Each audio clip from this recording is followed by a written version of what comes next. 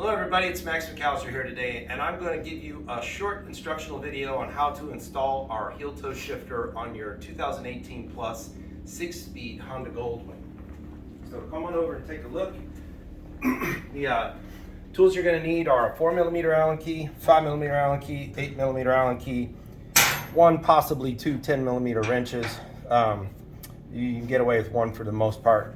I'd recommend a flashlight and a black Sharpie.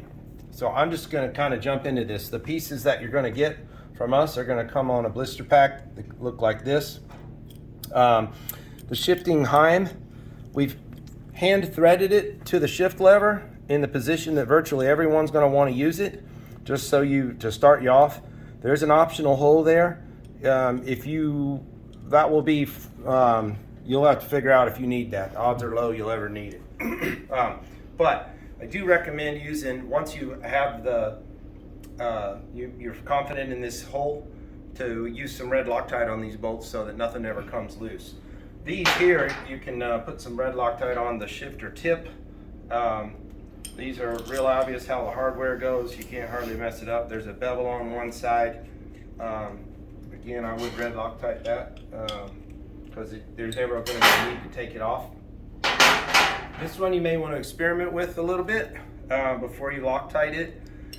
If you have, size 10 boots or smaller, you're just going to want to run it in this kind of default position with the joint forward, with the meat of the tab forward. But if you got a 13 or 14 tuna boat, you can flip this part around backwards and you'll have a longer extended lever.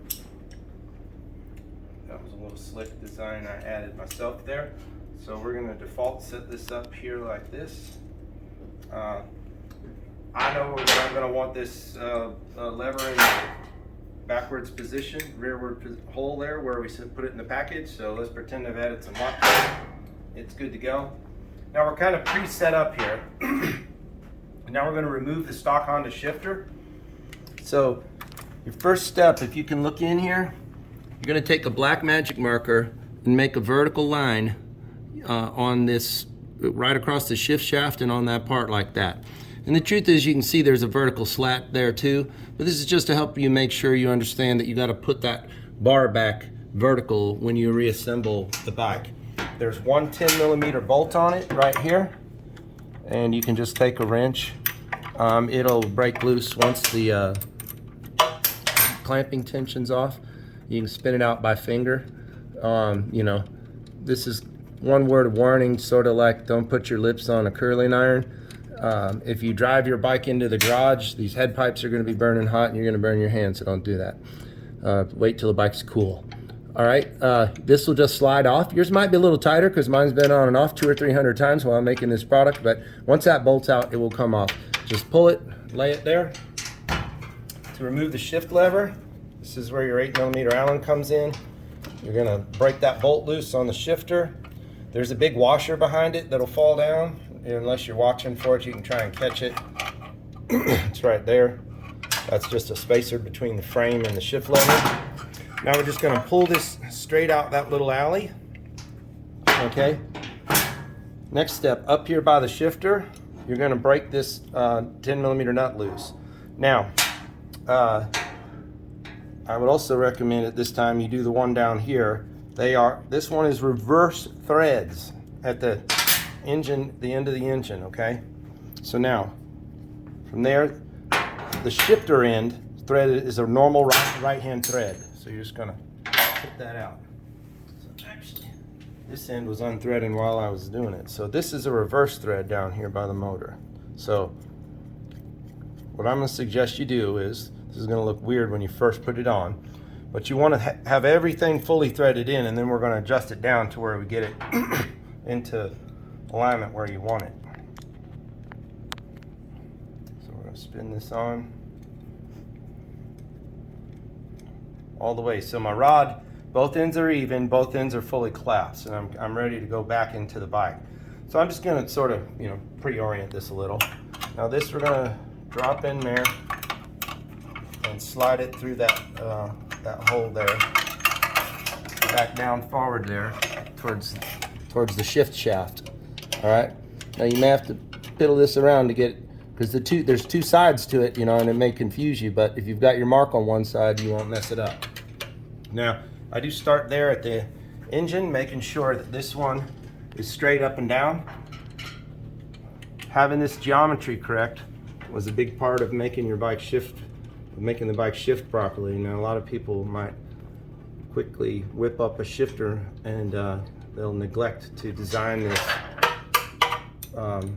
linkage properly as the way it came from Honda as far as the geometry goes. You want to have a parallelogram as close as possible so that the shifting is thrown correctly in both directions. If you get the out of whack, one vertical and one cocked, and then they're not swinging the same marks and it won't shift properly. All right, next part is your bolt and your washer.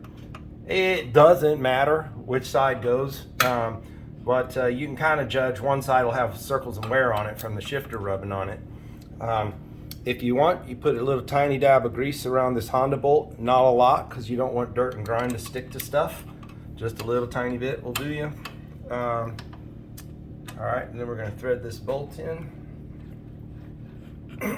and tighten it. All right, and next comes the rear arm, and you know, at this point we'll do a little coarse adjustment of the rod, so we know we don't want it that high in the air. So now I'm going to pull it kind of down and just kind of into place roughly. Now we'll put the rear arm on. Comes with this bolt. It has a little tiny washer that goes in that pocket so that it all spins nice and doesn't drag and scratch. If you're uncertain about where you want this tab or your boot size, don't Loctite this or that yet until you're certain of what you want, okay? And your last step is going to be you get on the bike, and you might have to hop on and off 2 or 3 times. You're looking to find that position that suits you just right.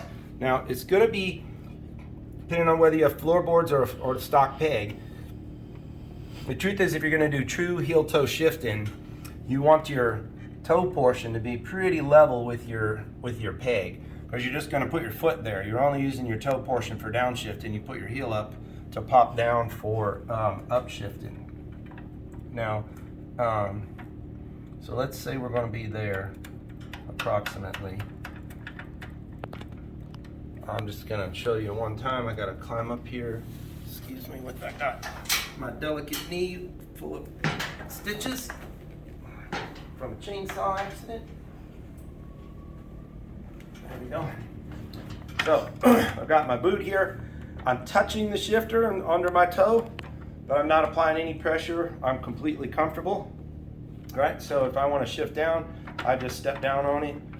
Here's my heel. So when I go to heel shift, heel, heel, heel, these are my upshifts. But now I can ride along comfortably. When I want to downshift, I just toe down. When I want to upshift, I just grab that tab with my heel, right? So once I decide I'm comfortable with my height adjustment, I'm going to lock these 2 lock nuts down. One right here at the shifter, and then one inside here at the shift shaft. Excuse me, don't forget this is reverse thread. And so the funny but odd thing is, you know, when you're tightening down in here, you're going to tighten down in here on this in the exact same direction, even though it's going backwards, right? So your wrench will be going the same direction if you're tightening, opposite direction if you're loosening on, you know, here. So now both ends are tight. Now what's left here, you see some slack, but this is slack that's in the actual, come closer, there's slack in the mechanism at the transmission, which, you know, there's nothing we can do about.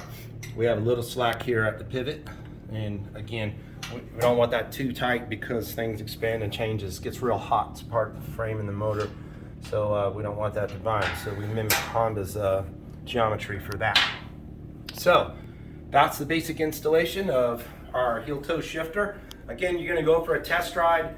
You know, once you make sure you go with your riding boots, the things you're most normally going to use, because it will affect how you feel about where you place the angle of the lever. So if you don't, I suggest you carry this along with you, and maybe some thin leather gloves to make sure if you have to stick your hand in here, you don't burn yourself. But adjust your lever to optimize it on a test ride. After that, you can lock it in. If you're confident your tab is where you want it, you can pull that lever back off, Loctite those 2 bolts in, and you should be good to go, hopefully indefinitely. So that's all there is to installing it. It takes longer to explain it than it does to do it. So my name's Max. Please give this video a thumbs up. Don't forget to share this video, particularly with your friends who have a 6-speed Honda Goldwing, and look forward